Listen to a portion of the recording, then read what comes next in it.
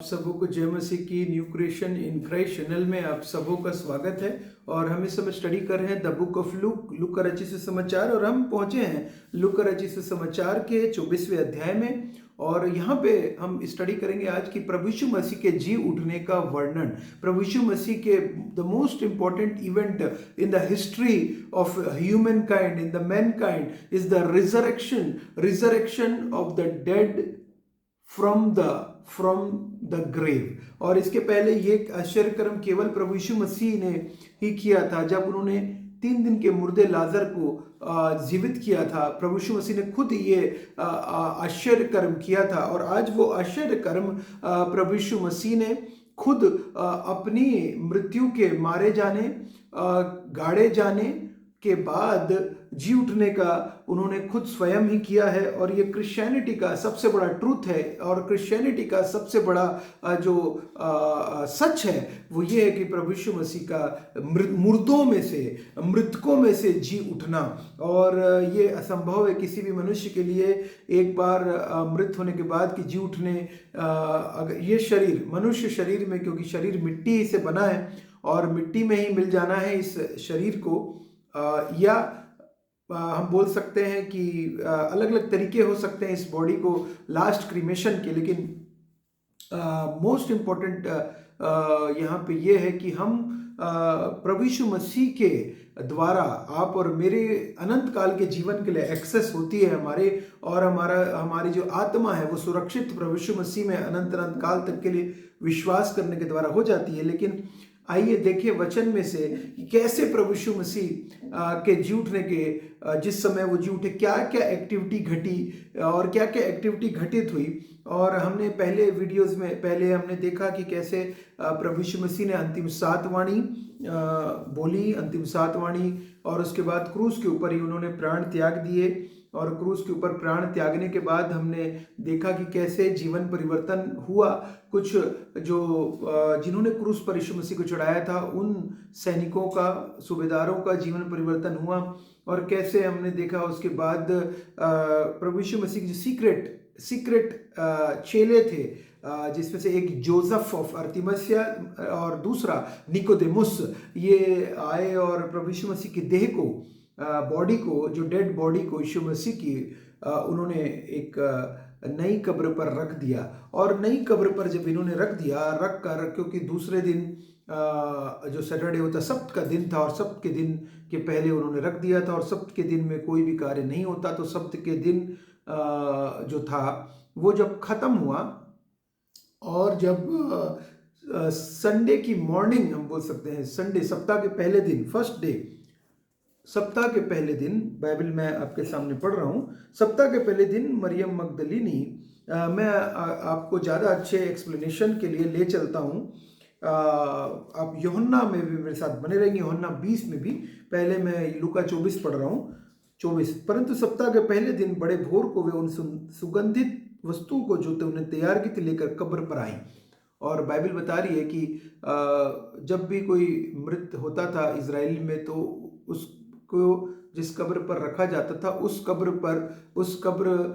पर ये अलाउड होता था कि जाकर वहाँ उसमें सुगंधित द्रव्य, जो बॉडी को सिक्योर, प्रिजर्वेटिव बोल सकते हैं, प्रिजर्व करने के लिए वो लोग लगाते थे, ताकि बॉडी बहुत दिनों तक सेफ रह सके, डेड बॉडी। ये इजराइल की रीति के अनुसार होता था। और उन्होंने पत्थर को कब्र पर से लुढ़का हुआ पाया। और दूसरी महत्वपूर्ण घटना जो हुई, पहली ये कि वो लोग गए वहाँ पे, सुबह के टाइम था और अर्ली मॉर्निंग में वहाँ पहुँचे थे, और पत्थर को कब्र पर से लुढ़का हुआ देखा। दूसरी महत्वपूर्ण बात कि कब्र पर से पत्थर हटा हुआ, लुढ़का हुआ पाया गया, और वो जो कब्र थी उस पर एक बड़ा पत्थर बंद लगा दिया गया था, ताकि कोई भी उसके अंदर ना आए। और यहूदियों ने भी ये कहला भेजा था, क्योंकि यीशु मसीह की ने ये कहा था कि मैं तीसरे दिन जी उठूंगा। बाइबल कहती है ये बात जो इजरायली अगुवे थे उनको पता थी कि यीशु मसीह ने ऐसा कहा है, और उन्होंने ऐसा कहा भी कि यीशु मसीह ने, बरमाने वाले ने ऐसा कहा है कि मैं तीसरे दिन जी उठूंगा। तो वो पिलातुस के पास गए, बाइबल बता रही है, पिलातुस के पास गए और बोला कि हमें गार्ड चाहिए सिक्योर करने के लिए उसको, जो कि जहाँ यीशु मसीह को रखा गया उस कब्र पर, और उन्होंने गार्ड बोले तुम्हारे पास तो है, ले जाओ। तो महायाजक के जो लोग थे वो लोग ही गार्ड का काम वहाँ करने के लिए पहुंचे थे, ताकि प्रभु यीशु मसीह की देह को चेले उठा के ना ले जाएं। लेकिन परमेश्वर के कार्य को कोई मनुष्य कैसे रोक सकता था। और बाइबल बता रही है यहाँ पे पत्थर कब्र पर से लुढ़का हुआ पाया। और जब चेले वहाँ पे पहुँचे जहाँ पे मरियम मगदलिनी, और साथ ही बाइबल बता रही है कि वहाँ पे और भी महिलाएं भी, कुछ महिलाएं का भी जिक्र है, और ज़्यादा अच्छे से क्लैरिटी वहाँ चेले भी पहुँचे। और अगर आप देखेंगे यूहन्ना में तो कह रहा है सप्ताह के पहले दिन मरियम मगदलिनी भोर को अंदर रहते ही कब्र पर आई और पत्थर को कब्र से हटा हुआ देखा। तब वो दौड़ी और शमौन पतरस और दूसरे चेलों जिसके यीशु प्रेम रखता था आकर कहा वे प्रभु कब्र में से निकाल ले गए हैं और हम नहीं जानती कि उसे कहाँ रख दिया है। और वो लोगों को नहीं पता था। और ये तो बहुत ही इम्पोर्टेंट इंसिडेंस था, क्योंकि कब्र पर से पत्थर तो कोई एक मनुष्य के बस का नहीं था या दो मनुष्य के बस का नहीं था हटाना, लेकिन उसके लिए तो बड़ी उनकी 4 5 7 8 आदमी लगते तब वो पत्थर हटता। लेकिन वो वहाँ पे हटा हुआ था क्योंकि यीशु मसीह तो जीवित हो चुके थे। तब पतरस व दूसरा चेला निकल कर कब्र की ओर चले हुए, दोनों साथ साथ दौड़े थे, परंतु दूसरा चेला पतरस से आगे बढ़कर कब्र पर और झुक कर कपड़े पड़े देखे तो अभी वह भीतर ना गया। और उन्होंने ये मैं पढ़ रहा था यूहन्ना रचित सुसमाचार उसका 20वां से, और यहाँ पे वचन कह रहा है उन्होंने पत्थर पर 3 में, वापस आ रहा हूँ 24 के 3 में, पत्थर यीशु का शव ना पाया। वह इस बात से भौचक्की रही थी तो देखो 2 पुरुष वस्त्र पहने हुए उनके पास आ खड़े हुए। जब वे डर गईं और धरती की ओर मुंह झुकाए रहीं तो उन्होंने उससे कहा तुम जूतों को मरे हुए में क्यों ढूंढती है।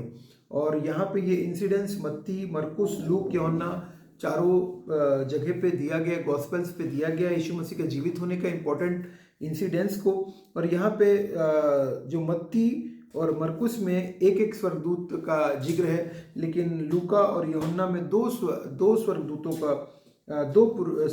का जिक्र है। और यहाँ पे वो स्वर्गदूत जो थे प्रभु यीशु मसीह के आज्ञा से, परमेश्वर की आज्ञा से यहाँ पहुँचे थे, और वो कह रहे हैं कि तुम जीवतों को मरे हुए क्यों ढूंढते हो, वह यहाँ नहीं जी उठा है, स्मरण करो। और यहाँ पे बाइबल कह रही है कि उसने गलील में रहते हुए तुमसे कहा था अवश्य है कि मनुष्य का पुत्र पापियों के हाथ में पकड़वाया जाए और क्रूस पर चढ़ाया जाए और तीसरे दिन जी उठे। ये बात कौन रिमाइंड करा रहा है? ये बात रिमाइंड करा रहा है स्वर्गदूत। और यहाँ पे स्वर्गदूत अपना रोल प्ले कर रहे हैं। और ये अगर आप देखेंगे तो मत्ती 16, 21, 17, 22, 23, मत्ती 20, 18, मरकुस 8, 31, इतनी जगह पे, लूका में भी 7 से 8 जगह पे आया है मनुष्य का पुत्र पापियों के हाथ में पकड़ाया जाए और क्रूस पर चढ़ाया जाए और तीसरे दिन जी उठे। भविष्यवाणी यीशु मसीह ने खुद की थी। बार बार यीशु मसीह ने कहा था कि मैं तीसरे दिन जी उठूंगा, बार बार यीशु मसीह ने कहा था मैं तीसरे दिन जी उठूंगा, और यीशु मसीह जी उठे थे। और तब और बाइबल कह रही तब उनकी बातें उनको स्मरण आई और वे कब्र से लौटकर उन्होंने उन 11 को और अन्य सब को वे सब बातें कह सुनाई। और बाइबल कह रही है कि ये दो जो जब उनको विश्वास, जब यहाँ पे बाइबल कह रही 2 स्वर्गदूतों को ज्वल कपड़े पहने हुए, एक को सिहाराने और दूसरे को पताने बैठे देखा, यीशु का शव रखा गया था। उन्होंने उससे कहे नारी तू क्यों रोती है? उन्होंने उससे कहा वे प्रभु को उठा ले गए, मैं नहीं जानती कहाँ रखा है। वह कहकर पीछे मुड़ी और यीशु खड़े हुए यहाँ पे देख कर ना पहचाना कि वह यीशु है। यीशु ने उससे कहे नारी तू क्यों रोती है, किसको ढूंढती है? उसने माली समझकर उनसे कहे महाराजा जी तूने उसे उठा लिया तो मुझे बता कि उसे कहाँ रखा है और मैं उसे ले जाऊंगी। और ये दोनों इंसिडेंट्स को मैं एक साथ कवर कर रहा हूँ, लेकिन कुछ इम्पोर्टेंट बातें हैं कि मरियम मगदलिनी तो सारे वर्सेस में है कि वो पहुंची थी, और साथ ही 2 स्वर्गदूतों का जिक्र भी है, जो 2 स्वर्गदूतों का पत्थर का हटना और साथ ही भविष्यवाणी का पूरा होना, ये चारों इम्पोर्टेंट एस्पेक्ट तो हुए ही। यहाँ पे बाइबल कह रही है कि यीशु मसीह खुद वहाँ पे उपस्थित होकर यहाँ पे बात कर रहे हैं। यीशु ने उससे कहा मरियम, उसने पीछे मुड़कर उससे इब्रानी में कहा रबूनी अर्थात हे गुरु। यीशु ने उससे कहा मुझे मत छू, क्योंकि मैं अब तक पिता के पास ऊपर नहीं गया, परंतु मेरे भाइयों के पास जाकर उनसे कह कि मैं अपने पिता और तुम्हारे पिता और अपने परमेश्वर और तुम्हारे परमेश्वर के पास ऊपर जाता हूँ। मरियम मगदलिनी जाकर चेलों को बताया और मैंने प्रभु को देखा है और उसने मुझसे बातें कही। और ये चेलों को जाकर उसने बताया और ये हम देख रहे हैं कि कैसे प्रभु यीशु मसीह के पुनरुत्थान के समय में चेलों को भी उस समय विश्वास भरोसा नहीं हुआ, लेकिन स्वर्गदूत ने उनको ये बात स्मरण दिलाई। स्वर्गदूतों ने उन उन बातों को रखा, स्वर्गदूतों ने उनको ढांढस बंधाया, और जब वे डर गई और धरती की और मुंह झुकाए रही तो उन्होंने कहा, तुम जीवितों को मरे हुए में क्यों ढूंढते हो। और यहाँ पे बाइबल बहुत ही क्लियर कह रही है कि यीशु मसीह जीवित है, यीशु मसीह जिंदा है, और यीशु मसीह जिंदा हुए हैं और आपके और मेरे लिए जिंदा हुए हैं। आपके और मेरे लिए उन्होंने दुख उठाया था, आप और मेरे लिए को पवित्र आत्मा देने के लिए वो स्वर्ग पर गए, और आप और मेरे लिए को, जब तक मैं जाऊंगा नहीं जाऊंगा तब तक पवित्र आत्मा नहीं आएगा तुम पर, क्लियरली कहा था यीशु मसीह ने।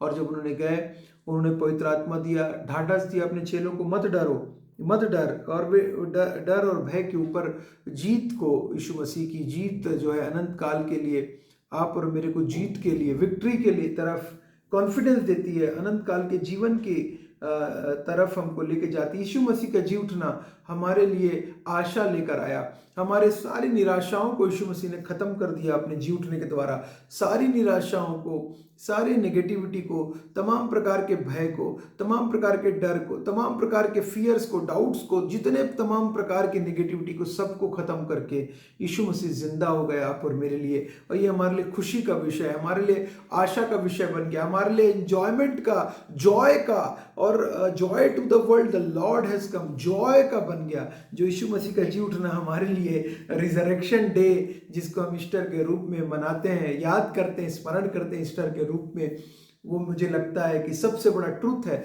जो सबसे बड़ी सच्चाई है, जो जो जो किसी से छुप नहीं सकती थी।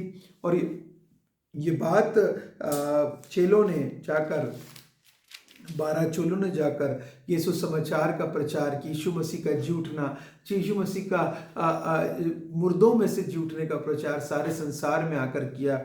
और हम जानते हैं भारत में भी थोमा ने आकर प्रचार किया। तो आप भी विश्वास करें, आप भी हर समय, हर एक साइंस को, साइंस के ऊपर है परमेश्वर जिंदा खुदावंत, हर एक मैथमेटिक्स के और फिजिक्स के ऊपर है, केमिस्ट्री के, हर एक ऑर्गेनिक केमिस्ट्री, इनऑर्गेनिक केमिस्ट्री के ऊपर है परमेश्वर का जिंदा कलाम, और परमेश्वर के ये सच्चाई कि वो मुर्दों में से जी उठेगा।